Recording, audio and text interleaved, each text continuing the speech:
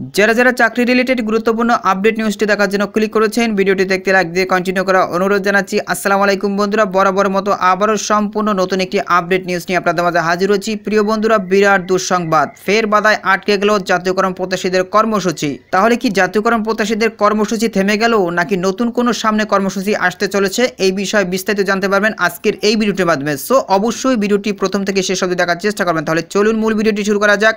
বন্ধুরা, মূল ভিডিওটি শুরু করার আগে বরাবর মতো ছোট্ট একটি রিকোয়েস্ট থাকবে, আপনি যদি আমাদের এই পরিবারের নতুন দর্শক হয়ে থাকেন, এরকম নতুন নতুন চাকরি রিলেটেড আপডেট নিউজ সবার আগে পেতে আমাদের এই চ্যানেলটি সাবস্ক্রাইব করে রাখুন। বন্ধুরা, দেখতে পাচ্ছেন দৈনিক শিক্ষা.com একটি গুরুত্বপূর্ণ আপডেট নিউজ প্রকাশ করা হয়েছে। এখানে বলা হচ্ছে, ফের বাধায় আটকে গেল জাতীয়করণ প্রত্যাশী শিক্ষকদের পদযাত্রা।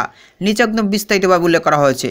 প্রতিবেদনে বলা হচ্ছে, এমপিভুক্ত শিক্ষা প্রতিষ্ঠান জাতীয়করণ, শতভাগ উৎসব ভাতা, সরকারি কর্মচারীদের মতো একই হারে বাড়ি ভাড়া ও চিকিৎসা ভাতার দাবিতে ফের সচিবালয় অভিমুখে পদযাত্রায় বাধা দিয়েছে পুলিশ। সোমবার জাতীয় প্রেস ক্লাবের সামনে থেকে এই কর্মসূচি শুরু করেন তারা। পরে সচিবালয়ের কাছাকাছি গেলে পুলিশ পদযাত্রাটি আটকে দেয়।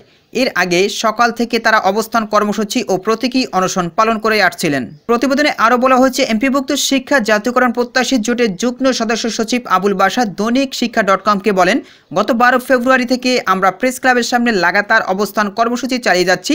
এর মধ্যে যমুনা অভিমুখে পদযাত্রায় ও সচিবালয় অভিমুখে পদযাত্রায় পুলিশ আমাদেরকে বাধা দিয়েছে। 2 দিন আমরা মন্ত্রণালয়ে বৈঠক করেছি, কিন্তু সরকারের পক্ষ থেকে এখনও শতভাগ উৎসব ভাতা পাওয়ার ব্যাপারে স্পষ্ট ঘোষণা পাইনি।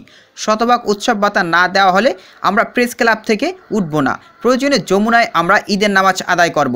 প্রয়োজনে আগামী এসএসসি ও সমমানের পরীক্ষা আমরা বর্জন করতে পারি। শিক্ষকরা বলছেন, সরকারি নিয়মে বাড়ি ভাড়া, মেডিকেল ভাতা, শতভাগ উৎসব ভাতা ও এমপিওভুক্ত শিক্ষা জাতীয়করণের প্রজ্ঞাপন জারি করতে হবে। প্রজ্ঞাপন ছাড়া ঘরে ফিরবেন না তারা। প্রসঙ্গত, গত 12 ফেব্রুয়ারি থেকে এমপিভুক্ত শিক্ষা জাতীয়করণ প্রত্যাশী জোট ঘোষিত এই কর্মসূচিতে দেশের বিভিন্ন প্রান্ত থেকে শিক্ষকরা অবস্থান নিয়েছেন।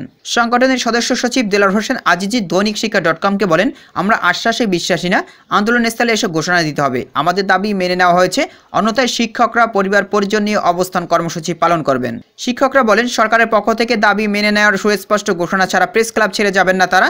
সরকারকে দাবি মেনে নেওয়ার আহ্বান জানান।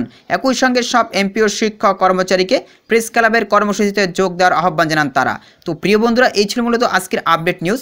এই বিষয়ে যদি আপনাদের কোনো ব্যক্তিগত মতামত থেকে থাকে তাহলে অবশ্যই কমেন্ট করে জানাবেন। পরবর্তীতে নতুন কোনো আপডেট নিউজ নিয়ে আপনাদের মাঝে হাজির হব। সবাই ভালো থাকবেন, সুস্থ থাকবেন। আল্লাহ হাফেজ।